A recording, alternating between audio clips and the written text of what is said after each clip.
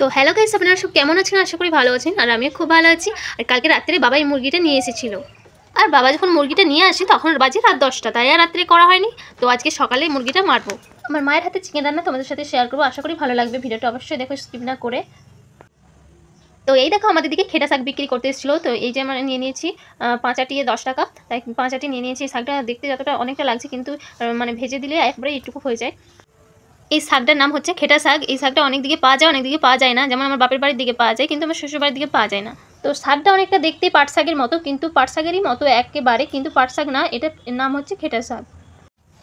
তো এই দেখো, আমার মা চিকেনটা ভালোভাবে পরিষ্কার করে কেটে ধুয়ে নিয়েছে। এবার রেসিপিতে যাওয়া যাক। তো চলো, তোমরা অবশ্যই দেখতে থাকো। ঘরোয়া উপায় দিয়ে কিন্তু রেসিপিটা হবে, একদম সহজ উপায় দিয়ে। তো চিকেনটা আমরা একটু আলাদাভাবে রান্না করবো, জুটিয়ে রান্না করবো। তো জুটিয়ে রান্না করাটা দেখবে খুব সুন্দর হয় খেতে। তোমরা অবশ্যই ভিডিওটা দেখতে থাকো। ভালো লাগলে অবশ্যই বাড়িতে বানিয়ে খেও, কিন্তু খুব সুন্দর হয়। তোমরা ভিডিওটা অবশ্যই দেখতে থাকো। তো প্রথমে দেখো, কড়াইয়ের মধ্যে মাংসগুলো দিয়ে দিল, তারপর দিয়ে দিল কোচানো পেঁয়াজ, তারপর দিয়ে দিলাম আদা রসুনের পেস্ট, তারপর দিয়ে দিলাম লঙ্কার গুঁড়ো, হলুদ গুঁড়ো পরিমাণ মতো তোমরা দেখে দিয়ে দেবে। তো জুটিয়ে রান্না করার জন্য একটু বেশি করে সরষা তেল লাগবে, তো একটু বেশি করে সরষা তেল দিয়ে দেবে। তো এই সব উপকরণগুলো খুব ভালোভাবে মাখাতে হবে। ভালোভাবে মাখালে কিন্তু খুব ভালো টেস্ট হবে। তো আমি খুব ভালোভাবে মাখিয়ে নিয়েছি, এই দেখো। তো এবার আবার একটু সরষের তেল দিয়ে দেবো বেশি করে। তো আমি এখানে কোনো জল অ্যাড করবো না, তেলটাই দিয়ে একদম বসিয়ে দেবো। তো ঢাকা দিয়ে বসিয়ে দিয়েছিলাম। খানিকক্ষণ বাদ আমি খুলে দেখলাম, এইভাবে জল বেরিয়ে গেছে।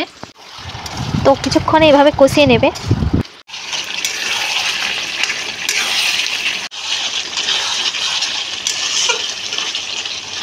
তো জলটাও কমে এসছে। এবার আমি কাঁচা আলু অ্যাড করবো, সেটাই ঢাকনা দিয়ে কিছুক্ষণ আবার কষিয়ে নেব।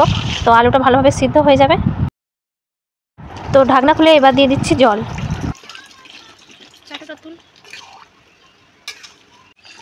তো ঝোলটা যখন ভালোভাবে ফুটবে তখন দিয়ে দেবো ধনেপাতা কুচানো। তো তারপর দিয়ে দেবো সানরাইজ গরম মশলা। তো দেখে তো লোভনীয় মনেই হচ্ছে, তার জন্য কিন্তু টেস্ট করে দেখতে হবে। তাই চলো টেস্ট করে তোমাদেরকে দেখাই। তো তোমরা আমার মুখের এক্সপ্রেশন দেখলে বুঝতেই পারবে যে কতটা সুন্দর হয়েছে। তো তার জন্য বলছি, এইভাবে তোমরাও বাড়িতে বানিয়ে খেও।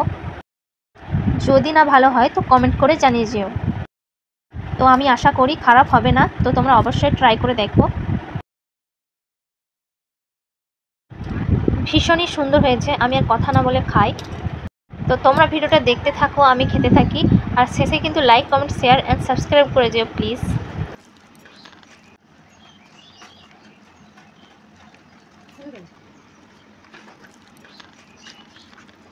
আর এই দেখো, সেই খেটা শাকের ভাজা। এই শাকের ভাজাও কিন্তু খুবই সুন্দর।